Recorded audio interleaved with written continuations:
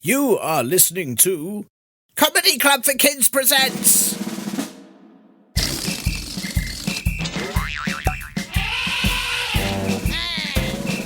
Radio Nonsense, Radio Nonsense, Radio Nonsense, Radio Nonsense, Radio Nonsense. What's smoking, people? And welcome to the... Oh, wait, hang on. What is smoking? Who's cooking a stinky hippo in the office? What have I told you? This whole place smells like someone put a durian fruit in a dirty nappy. And if you don't know what a durian fruit is, look it up, but never, ever smell it. Never smell it. It smells a lot like an overcooked, slightly burnt, stinky hippo.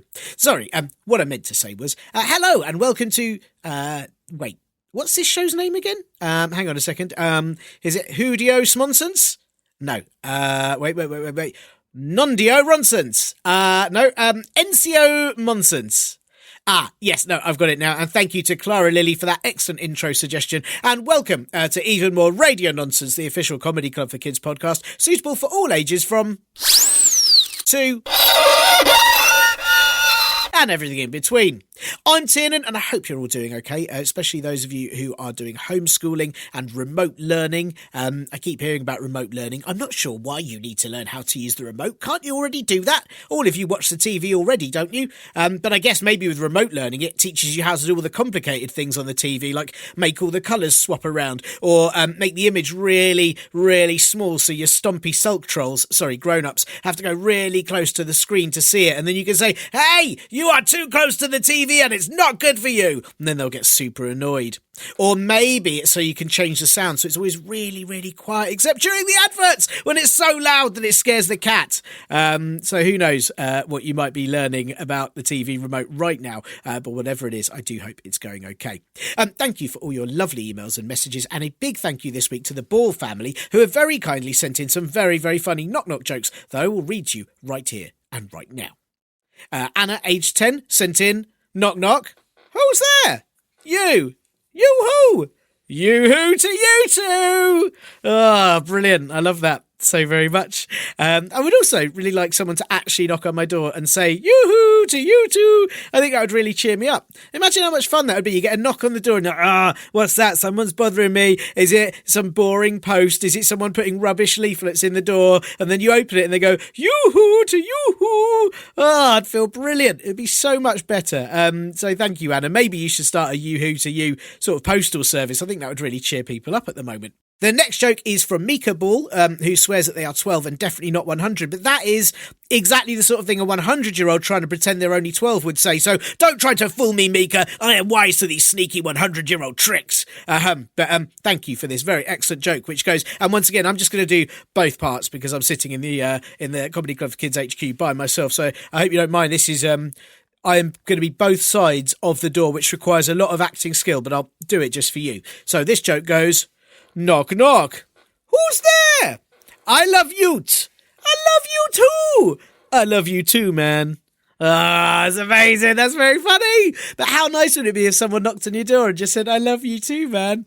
Okay, I suppose it might be weird. I mean, like, I love you, man. Oh, that's nice, Mr. Postman, but could I have my package now, please? And lastly, but certainly not leastly, Clara Lilly Ball, who is 99.999999999999999 years old, meaning that she's either the oldest Ball family member, or 0.1111111111111 years younger than Mika, if they are lying about their age. It's very hard to say. But Clara Lilly sent in this week's brilliant intro and outro lines, and also a question that will get answered in a few weeks' time too. So thank you to all the Ball family for your excellent contributions. And of course, we here at Comedy Club for Kids HQ, that's obviously just myself today, but on other days, sometimes it's Ghostly Susan, Rico the Ladle, or Jimmy 12 Faces, and of course, all the stinky hippos cooked and raw.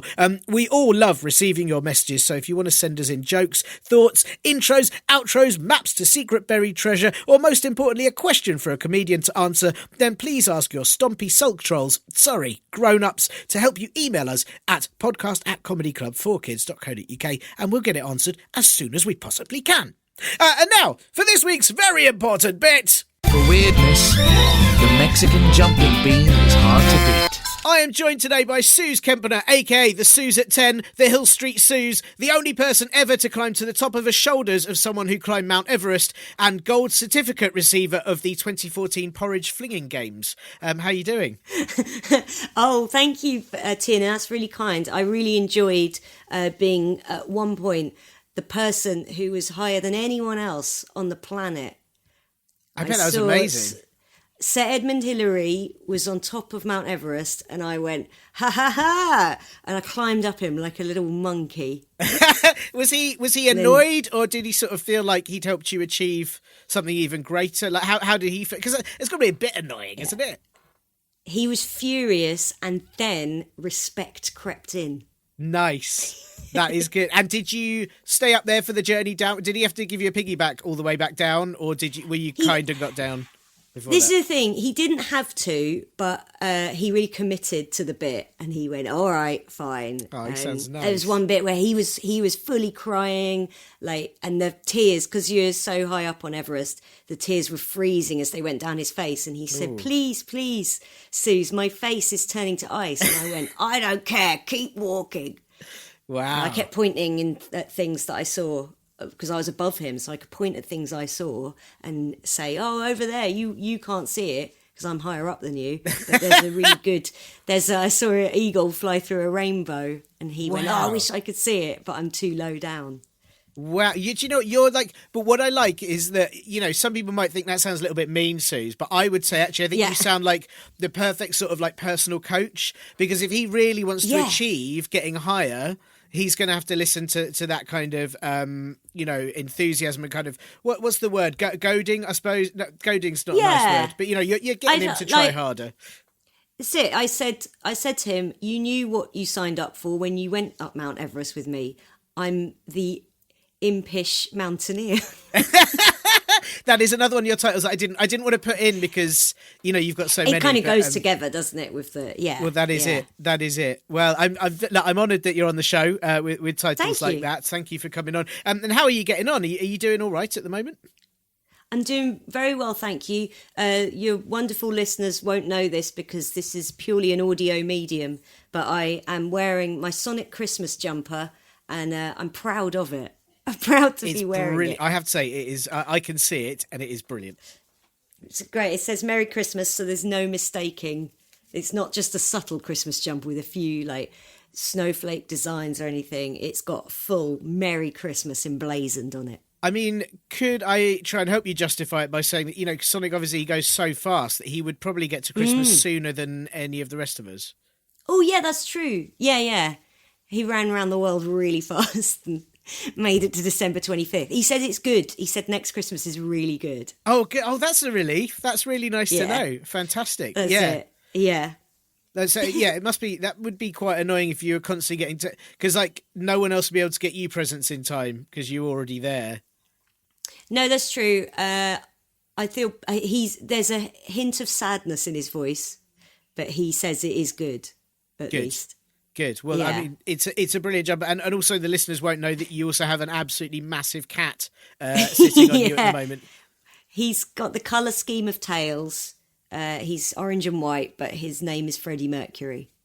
He's absolutely brilliant because he has got an excellent moustache. Yeah, it's absolutely brilliant. But what I like as well is that you climbed onto the shoulders of Sir Edmund Hillary, and now Freddie Mercury's currently sitting on you. So I'm guessing he might have got even higher on top of the mountain. That's true. He can see all kinds of great stuff. He said that eagle flying through the rainbow, you won't know this, Sooz, because I'm higher up than you. I can see more. But after it flew through the rainbow, it drop kicked the sun. Whoa. Oh, my goodness. Yeah, and it made summer happen. So good news, summer's coming. Oh, that's good. Wow. I mean, I'm jealous of all these things that both you and Freddie Mercury have already seen today. I'm just stuck in my room and I can currently see a pigeon looking a bit sad. Okay, all right. I'll see what I can see through this exact window. Hey, my mum's got the good parking space. I can see that. Ah, that's good. She'll be pleased with that. That is good. There's a really good parking space and my mum always tries to get it. Sometimes our next door neighbour gets it and it creates a level of anger in both my mother and I that can only be compared to the anger of Sir Edmund Hillary when I was atop his shoulders. It is something that some of our listeners might not understand, but they will have seen their parents getting probably very angry about these things. But we've got a brilliant parking space that is right outside where we live. But during last year, for the whole of the first lockdown for 3 and a bit months, somebody that I've been calling lots of rude names parked a huge van there and then decided to do up the van and take the engine apart and take it all apart. And it took up the whole space. And I was livid. Yeah, I was absolutely livid. I'm not having it. I think I'm going to send that eagle that's been through a rainbow and drop kick the sun down to van guy. Yeah, well, that was it. Tell him to get gone. That was it. Well, I referred to him as Jean-Claude Damn Van. That was what we called him. But he was awful, and I had lots of dreams about taking like one part out of his engine and throwing it down the road so that he couldn't fix his van or doing something particularly mean. But I didn't, and eventually like peeping. He left. Yeah, that's it. Peep through the window at him and just watch him there, like trying to start the van over and over again and doing lots of like exaggerated head scratching, like, why isn't this working? And you through the window going, but then it means he stays there longer, which has worked not in your favour. That was one of the reasons why I didn't do it. And eventually he did fix the van and drive off. And I've spotted, he's been back, but I've not let him get in the space. He's not having it. There. What was that? Put some cones there. I didn't park in a parking space yesterday because I went to pick up a desk yesterday because I live a pretty exciting life. I didn't park in a space on the road because someone had put 2 cones there. Oh. They weren't put there by the council. That's very clever. I didn't park there. I went, oh no, I won't. It is something that I should advise like all kids listening, really, that if you don't want, say, your grown-ups to like go in the kitchen because you're busy making a brilliant sandwich, or you don't want them to watch the TV because you want to watch something, just put a cone on the sofa, put a cone in the kitchen, put a cone in your bedroom, then they won't go in because they'll know it's a warning. Put cones around the remote and go, oh, sorry, Mum, I put those there because you are not allowed to use the remote.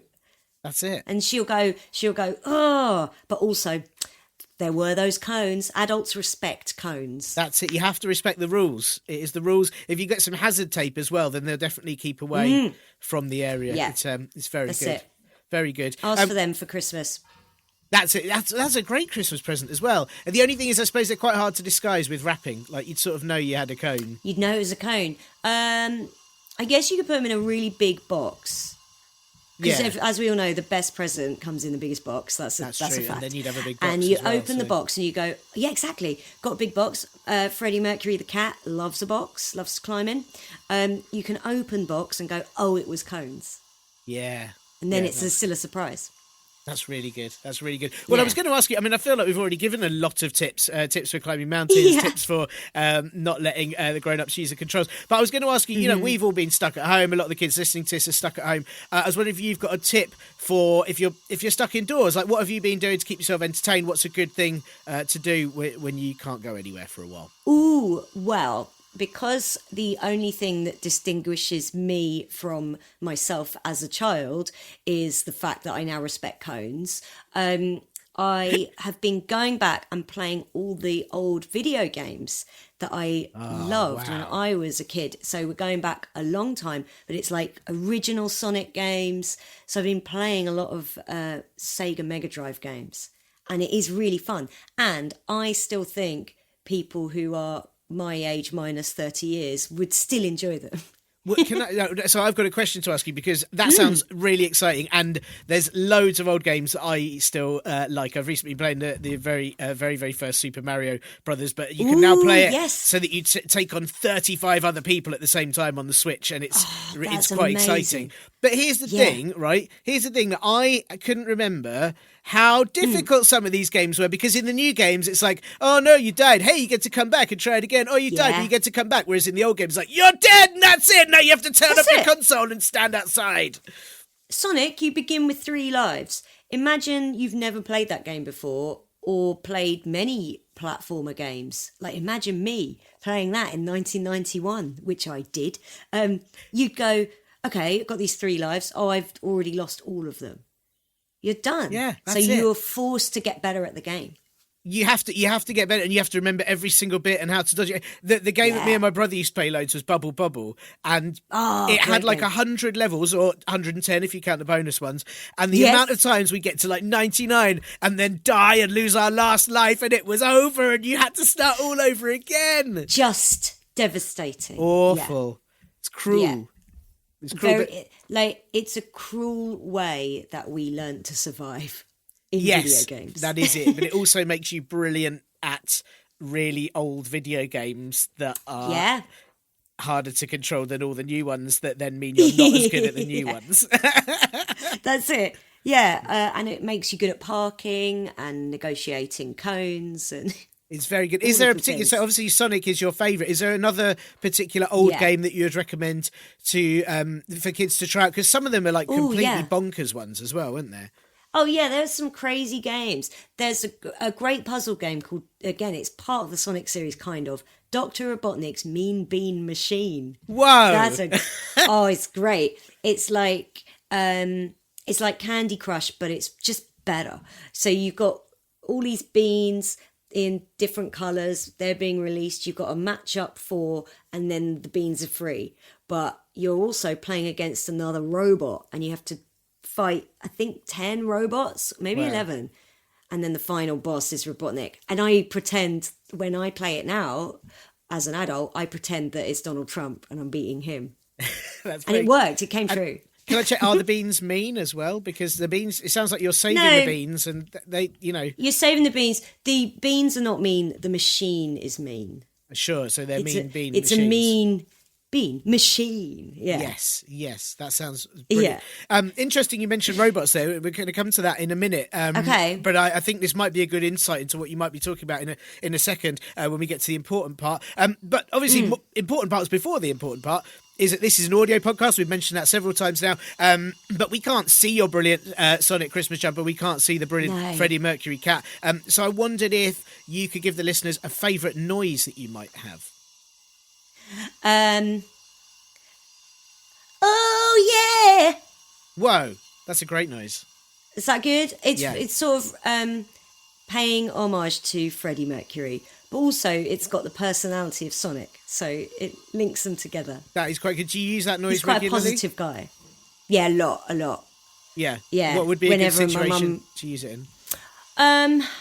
If I'm at Tesco with my mum and I see it's 2 for 1 on Cadbury's chocolate fingers, oh yeah! Perfect. And then later, if my mum goes, cup of tea, I go, oh yeah! That's perfect. That's really perfect. That is an absolutely brilliant noise. Thank you for that. And of course, the other thing I have to ask you for is that this podcast is suitable for people of all ages, except, last week it wasn't suitable for 102-year-olds. Long story. But anyway, otherwise it's suitable for people of all ages, and that means it has to be completely family friendly. We can't say any rude words. And I wondered if there was a rude word that you can promise you won't say during this show to make sure that it is family friendly.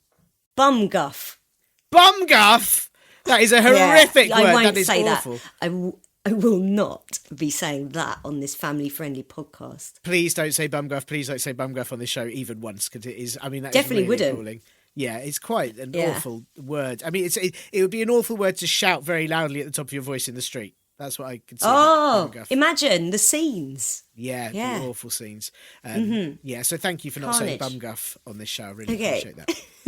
Okay, Sooz, this is the important bit of the show. This is why I have you here, and I've asked you because you are. This is your area of expertise.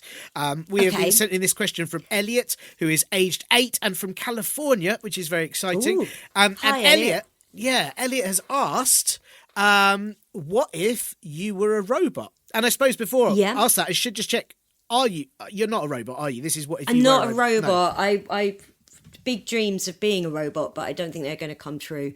Instead, I'm a enthusiast, robot enthusiast. So in which case, what if you were a robot? Okay. Well, obviously, I wouldn't need to eat food, drink drinks, and I wouldn't need to breathe oxygen. So I'd probably do a lot of just flying into space to avoid conversations that are boring. So if you've been You ever been around adults and they're talking about stuff that is pretty boring? If you're a robot, you could just go, boo, just go into space with like, that's my robot noise, boo. It's a and very you good robot noise, yeah. You fly off into space and your mum would go, oh, and your mum's friend would go, where's he gone? He's gone into space. You can fly around up there. I mean, what I like, because you pointed out something I've never thought about before, is that robots don't have to do so many of the stuff that we have to do as people. They don't have to go. They don't have to do a poo. They don't have to eat a sandwich. No. So they've got so much more time. Yeah, sorry, I'll bleep that out. But okay, thank goodness. Did you say bum? Maybe I wasn't sure if you said all of bum guff there, or if you just sort of said it a little bit. I did say the whole thing. You did say the whole thing. Okay. I'm a completist, and I said the whole thing. Yeah, you see, which you probably wouldn't have done if you were a robot, because you'd have just deleted that from your brain and. Yep, my brain would have computed that it would be so bad to say that, and then I'd have just gone. Instead, I will go boo and fly into space, which is so much better. But this is what I was going to say: is that robots have just got so much more time on their hands to do other stuff. Is that they why don't need to sleep? Yeah. They don't need. They don't even need sleep. What do they do at night? Just fly around in space. Just fly around. They fly around in space. They get things out of trees because they can fly up there. Brilliant. Yeah. They can fly as well. That's the other thing. Unlike a human, they can fly. They go on holiday whenever they want. Wow. Because what's holding us back from going on holiday? Yeah. We can't always get on a plane. Don't need to if you're a robot. Boo! Barbados. That's amazing. Because obviously there's like astronauts on the International Space Station all the time. Are they just seeing robots like fly past going boo like every day? Is that like get out of the way, I'm trying to fix something? Yeah. Boo. Yes, they do. Yeah, they do. That guy who, do you remember the guy on the space station who sang that David Bowie song, sang Space Oddity? Yes, Commander Chris Hadfield with his excellent moustache like Freddie Mercury. Yeah, absolutely. He's a big fan too. He said, "Oh, you have to tap on the window to get him to get out of the way because there's always robots." And his way of describing them was he didn't like him. He went, "Those tin guys." He said that. He was really disrespectful. And he went, "Oh, you'd be trying to sleep, and all you could hear outside the window was boo."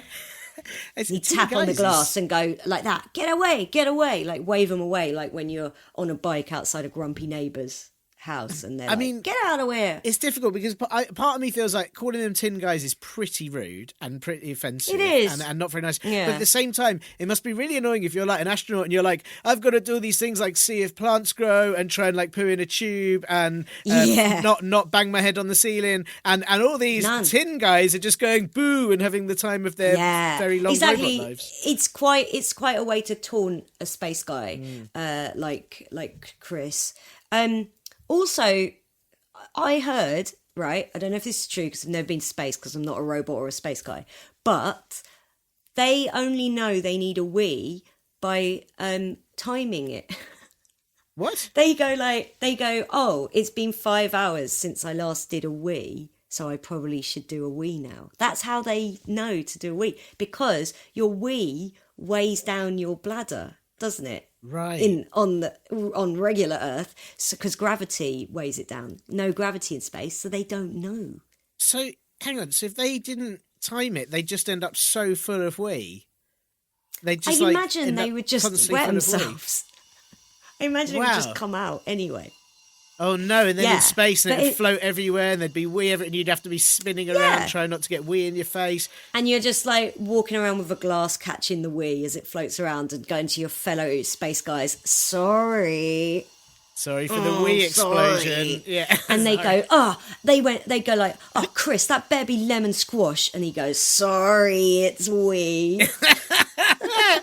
And all the while outside, boo! Like that'd be an awful day. "Oh, get out of here! Get out of here!" And the robot's like pointing at him, going, "Ha ha ha! His wee is flying all around." And the wee gets to have the time of its life.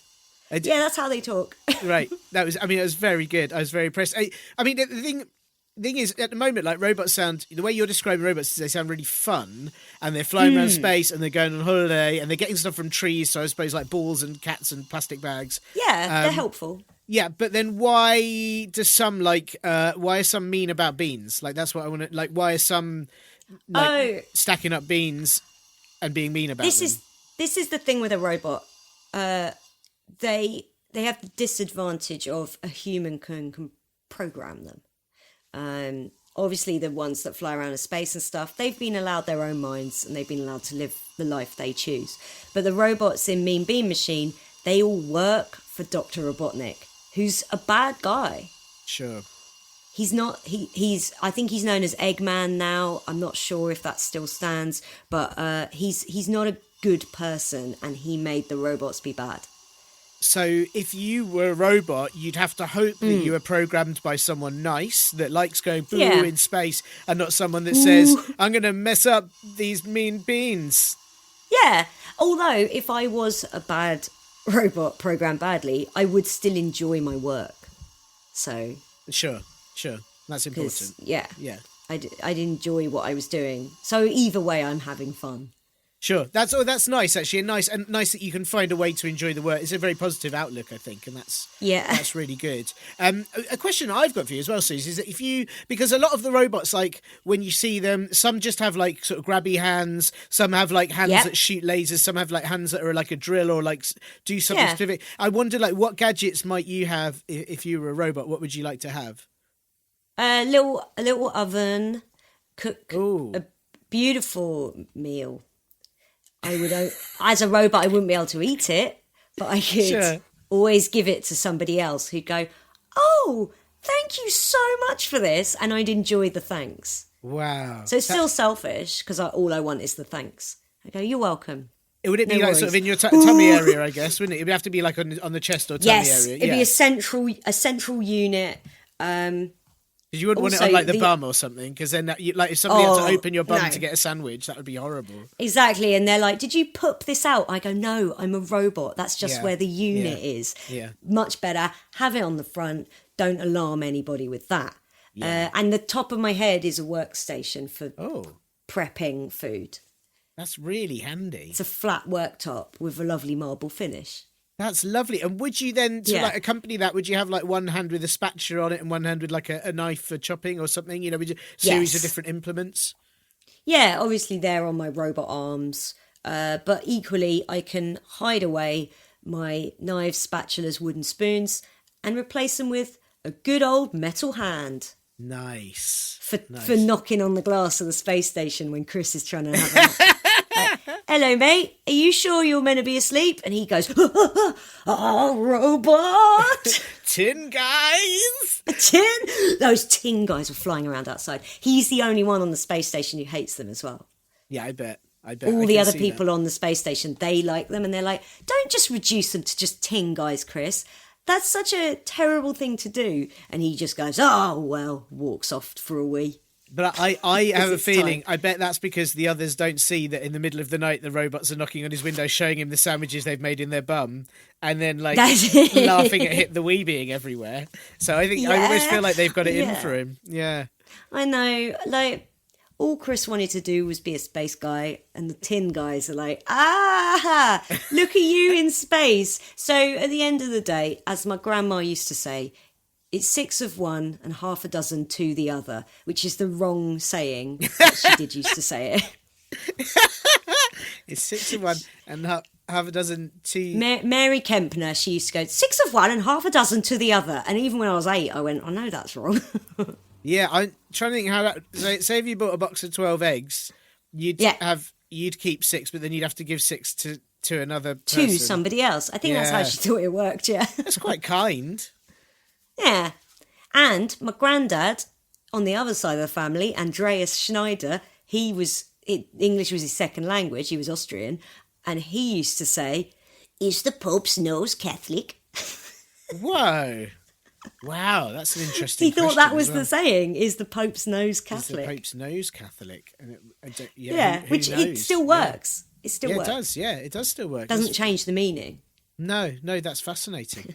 That is, well, I might start asking that question myself. And the Pope should probably ask it, really, as well. I don't know how he'd tell it. It depends on if it sounded like it was praying when he blew his nose or something. If, like, when he blew his nose, it went, oh, or like, you know, boo. Yeah, boo. Maybe if the Pope, or like if the Pope did a smell, if the Pope smelled something, and he'd like, okay, what do Catholic things smell like? Of Candles. what, an old church, a candle, some wine, and he smells something. Imagine if he smelled some wine and went, "Oh, I don't like that." Oh, is the Pope's nose Catholic? Yeah, maybe not. Maybe not. Because maybe Wow, he isn't. It doesn't like the smell of a church or wine or whatever. That's wow. I mean, there's probably lots and lots of ancient writings in the Vaticans about various popes whose noses weren't Catholic, and the problems that caused, and various popes whose noses were Catholic, and it's because the other phrase Pope that goes Gregory. the other phrase that always goes along with that is "de bears poo in the woods." And, Yes. and it's like, well, de bears poo in the woods, because the idea is, well, they always do, but I bet sometimes they don't. I bet sometimes they fancy a change. They do one in the city. Little poop in the city. Yeah. Bear poop in the city. I'd watch that. That sounds great. That's a Pixar. Get Pixar on the phone. I've got a pitch to do. Hey, Disney Plus, I've got something for you. It's about a bear who doesn't like to poop in the woods. Likes to do it in the city. A lovable bear, a busy city, a different place to poop. Pope Gregory was just an ordinary bear until he needed a poop in the city. I think we need to pitch this. This sounds like such it's good. a winnable I think it's really good show. Yeah, I would definitely 100% watch it.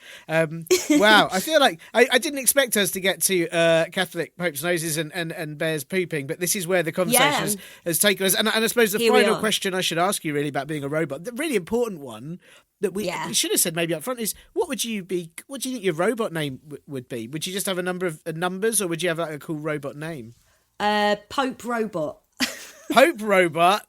Yeah, the Robo-Pope. Robo-Pope. Robo-Pope. I mean, I don't mean to dismiss Pope Robot, but Robo-Pope sounds amazing, doesn't it? Yeah, it's good, isn't it? It's good. It's that's the nickname, but full name Pope Robot. Sure. Yeah. Of course. Yeah. That's a really great name with your oven that makes food, your various kitchen implements, and your amazing chopping. Bomb sandwiches. Yeah. Yeah. Well, I mean, I feel like if anyone should be a robot, I think you should be allowed to be one, because that was definitely some of the best answers I've ever heard. And Thank you. It means a lot.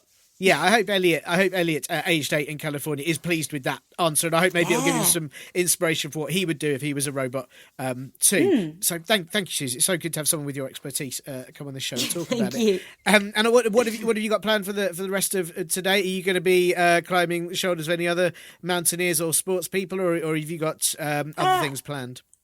I thought I'd leave the sports people and mountaineers to it today. I'm mostly going to stand outside in the good parking space, look up at the sky, and imagine what it would be like to fly around up there when I'm tired of my mum. Instead of what I actually have to do, which is go, yeah, that's true. It just doesn't sound as fun as going, boo! Boo! Yeah. Oh, imagine, like, my mum's going, and another thing, clear up your room. Which, like, even though I'm 36, she does still tell me clear up my room, because I'm a messy old bum guff. Oops. And I go, I'm so sorry for listeners with delicate ears, mostly the adults, so I apologise for that.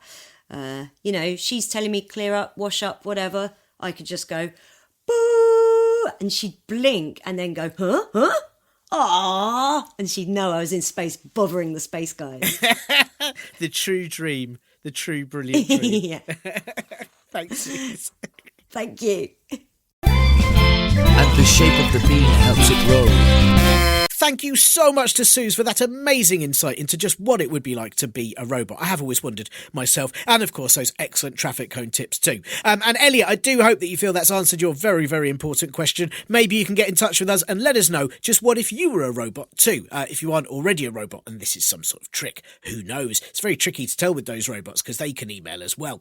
If I was a robot, I think I'd have a special hand that had a shovel on it just for getting rid of stinky hippos and the people who think it's okay to cook them in the office. Honestly, the smell is really the worst. It's like if a cat weed on some very smelly cheese and then that made that cheese into a toasted sandwich. Ugh. Anyway, if you have a question that you'd like answered, or jokes, or anything else except, obviously, stinky hippos, then please get your stompy sulk trolls, sorry, grown-ups, to help you. Email us at podcast@comedyclubforkids.co.uk. And of course, should those grown-ups fancy buying us a pot of anti-stinky hippo juice for all the help that we've given you with your remote learning, then they can do that via the Acast podcast support button or at ko-fi.com/comedy club for kids. Right, and now for our outro from 99.9999999-year-old Clara Lilly. Goodbye. I hope you don't listen to next week's... Wait! I hope you do listen to next week's episode. Bye! You have been listening to Comedy Club for Kids Presents.